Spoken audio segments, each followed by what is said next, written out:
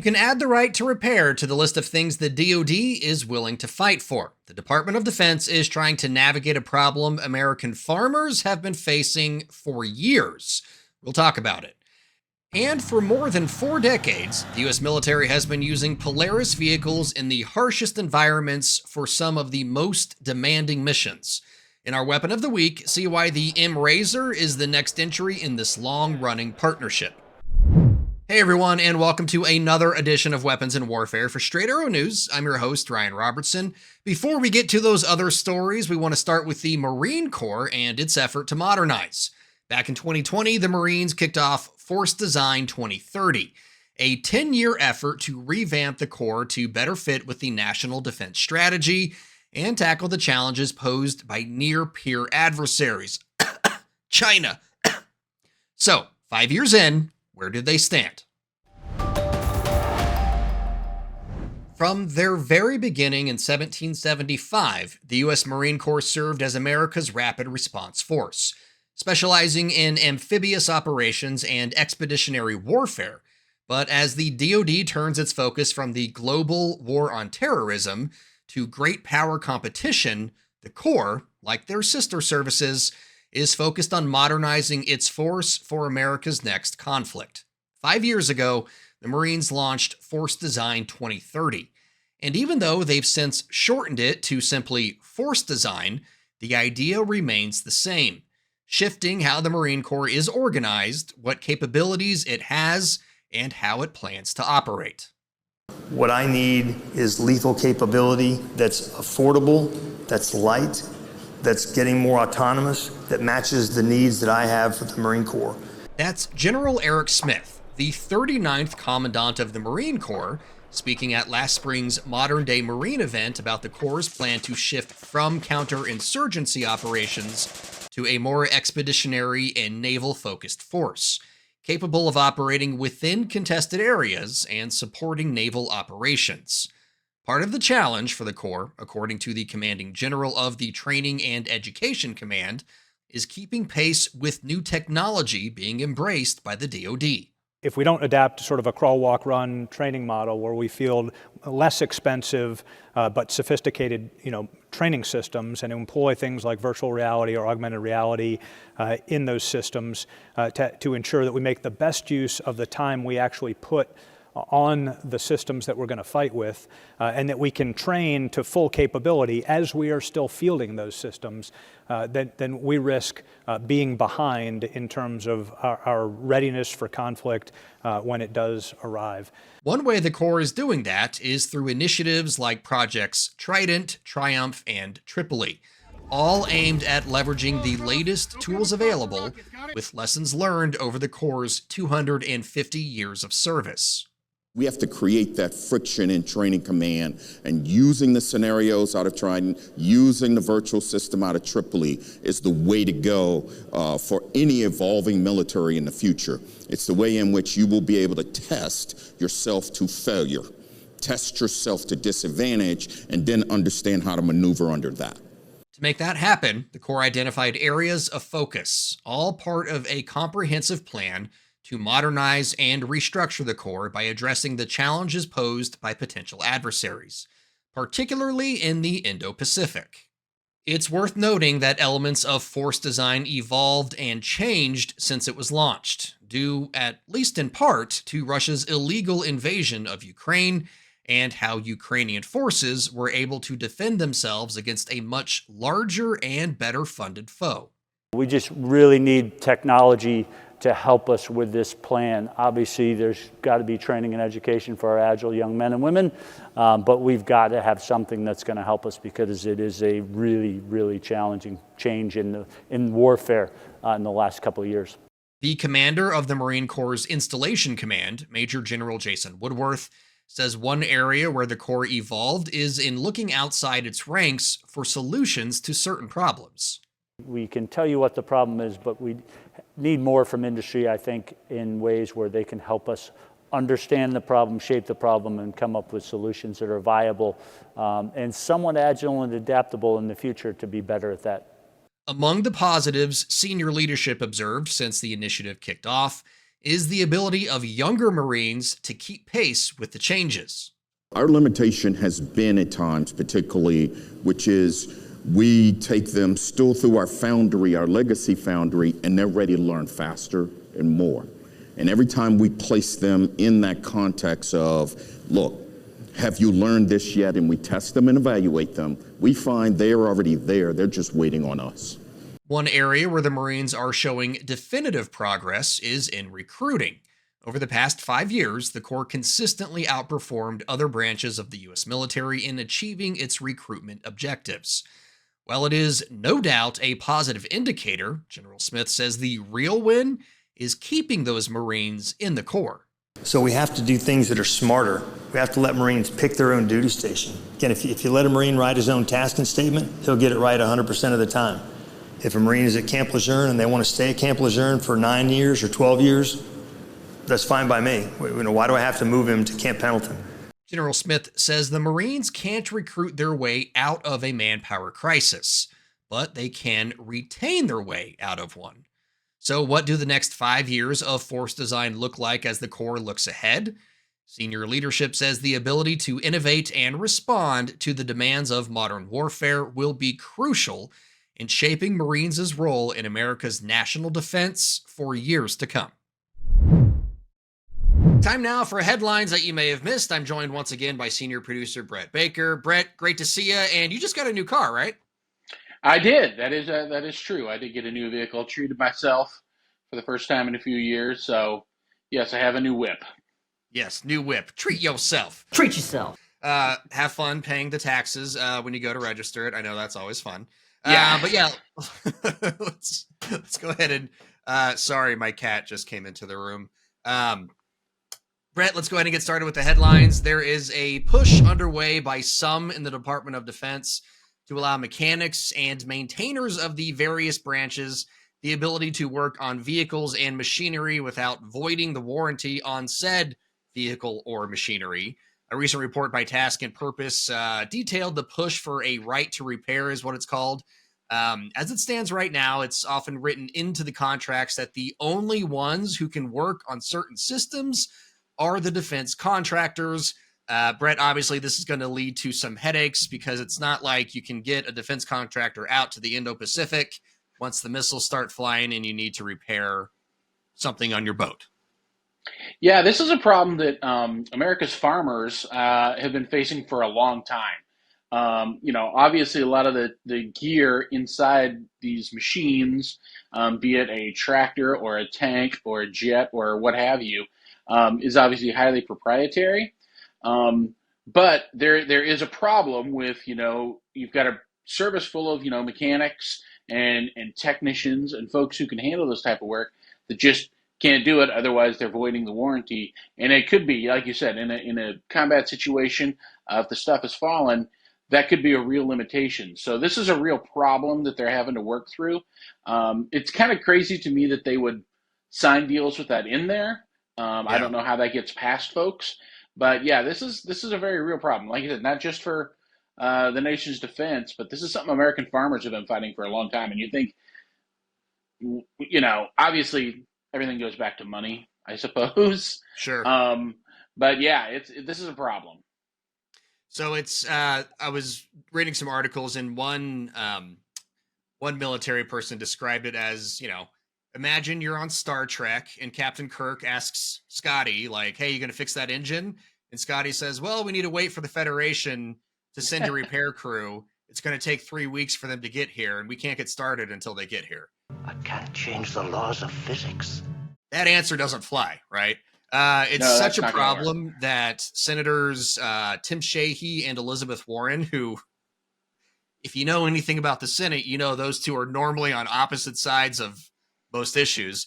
They've come together to kind of push a piece of legislation through to get this fixed, which, who knows, maybe that's the answer, right? Right. I mean, that's the ultimate bipartisan type project, right? Like, let's do what the smart thing is. Let's do what the right thing is, and find a way to make this work for everybody involved.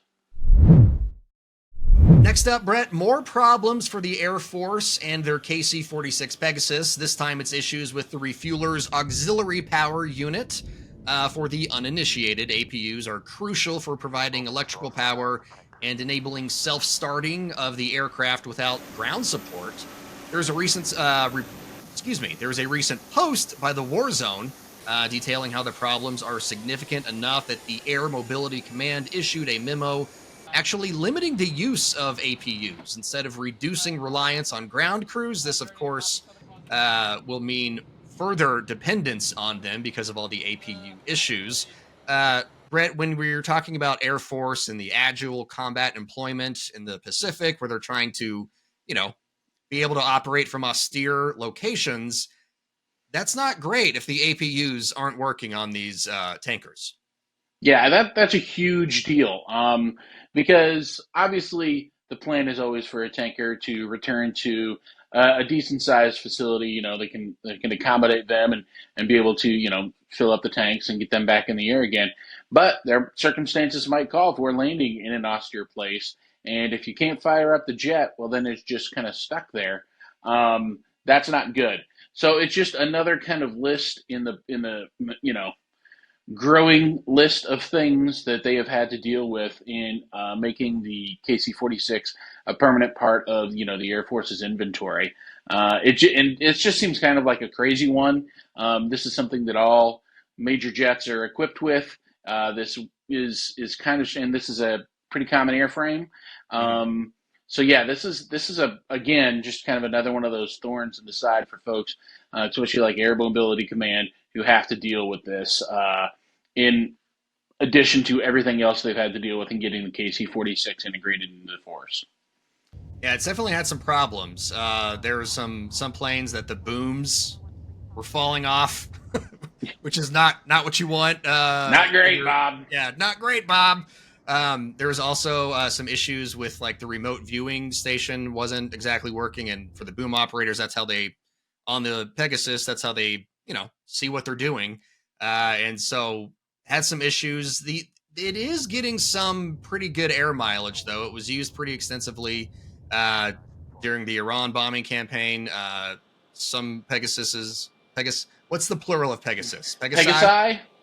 Some Pegasi were flying, helping Israel when Israel was launching its strikes on Iran. So it is getting some time aloft, but it's just not exactly stellar when it's on the ground. So we'll get it fixed. Hopefully, Davidson window is fast approaching, and so they need to get these issues ironed out.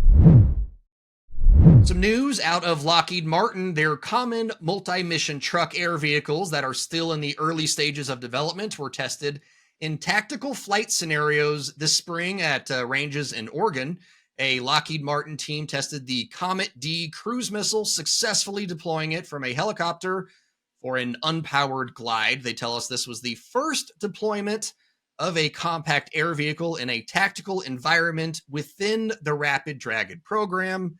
And in June, a team tested the Comet X variant with its first pylon launch from an aircraft developed from the Speed Racer concept, which is another former Lockheed Martin program. Comet X evolved in 7 months while meeting U.S. Air Force standards. Brett, we've reported on the Comet before, kind of Lockheed Martin's answer to the cheap cruise missiles. The fact that they were to put this thing on Rapid Dragon, which is one of my favorite programs in the world because it's just awesome. Rapid Dragon, for those who don't know, it's basically a palletized version of cruise missiles that you can, kind of yeet out the back like a C-130. And so all of these giant airplane tankers, cargo planes could be filled up with pallets of cruise missiles. That's a lot of dilemmas, a lot of freedom flying at China. But Brett, the Comet, what's kind of your takeaway from these tests? Well, I think it's definitely a step in the right direction. Obviously, the Pentagon's whole emphasis for several years now has been, more, cheaper, faster, and let's get it up and going. And so this is definitely a step in the right direction. These processes used to take sometimes decades. Yeah. So the fact that it's, been done in less than a year, very impressive for not only Lockheed Martin, but definitely a good sign for the DoD and the partners that they want to work with in getting these kind of munitions and delivery systems into the hands of the operators. Yeah, and you nailed it right there, Brett. Going from decades to less than a year is really proof of the greatness of digital engineering and digital design, because with AI and with the computer systems that we have today, we can kind of mimic, like, hey, if we put this fin on it, what is it going to do? If we put this, CPU on it, what ability will that bring us? They can kind of simulate so much of that in a digital environment now that they basically know 90% of what they're going to be getting when they go and make a physical model and actually do it in the real world. So, Brett, that's about all the time we have for headlines this week. Real quick, I want to congratulate you, Ryan. Oh, yeah, I'll take it. I had a jar ready for a You Bet find. You Bet jar? Okay. And I got to congratulate you. I didn't have to put any money in it. So good job. Oh, it's hilarious you said that, because I was thinking like, oh, maybe we should bust out like the You Bet jar this week. And we didn't. This is why I'm the super producer. Yeah, you are the super producer. I say you bet all the time, but I was consciously trying not to say it. I stopped myself about 5 times. So yeah, good times. We'll see how many you bets we can sneak in next time you're with us. How about that, Brett? And we did it without a shock collar, so all the better.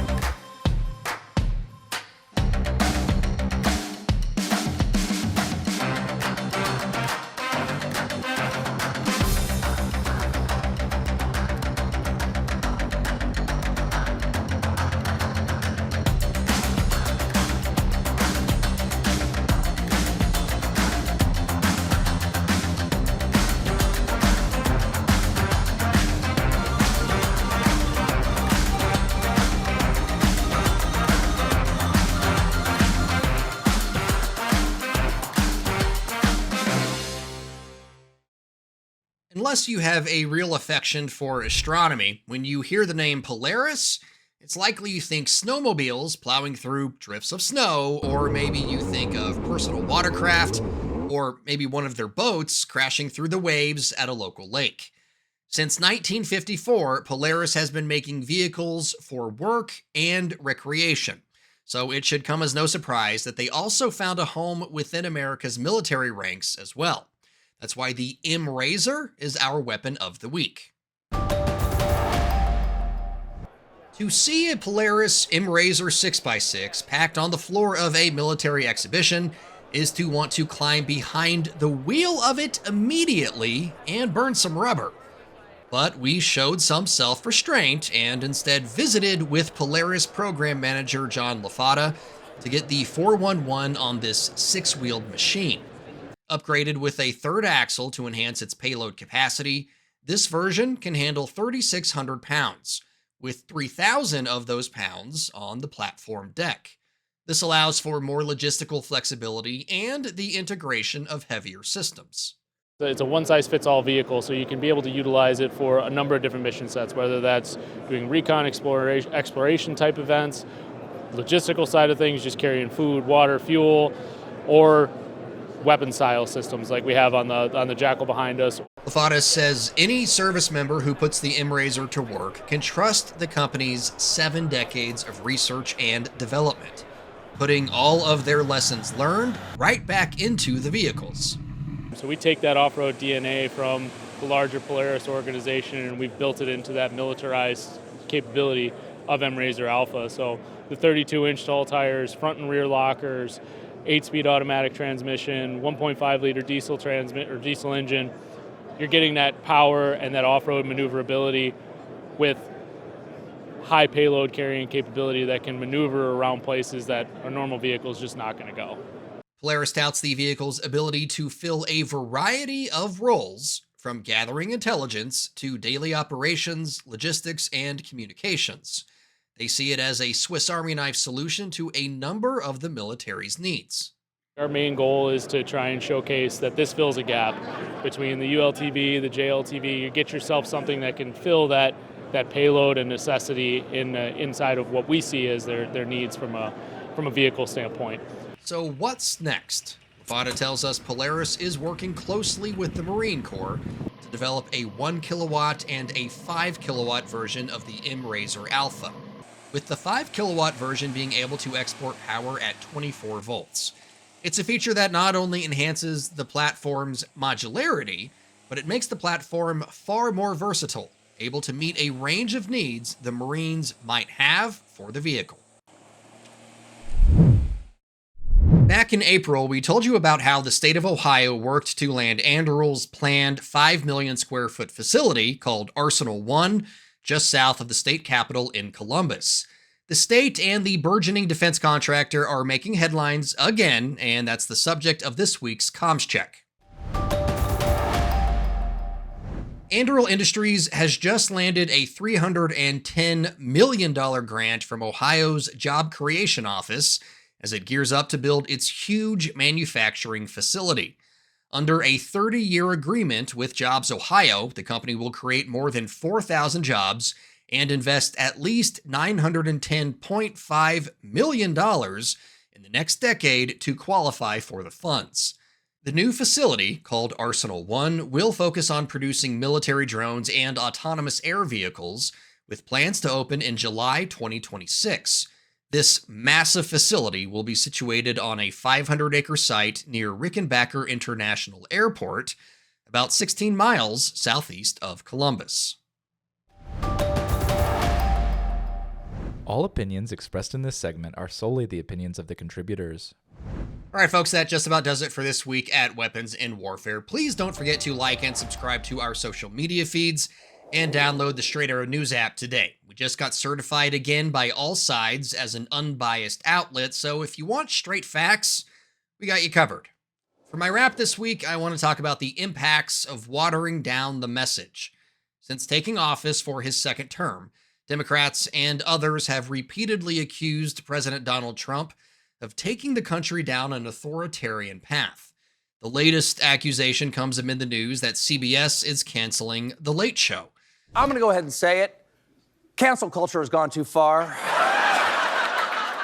The claim by the left is under pressure from President Trump. CBS fired Colbert after he was critical of the network's parent company for paying millions to settle a lawsuit with the administration.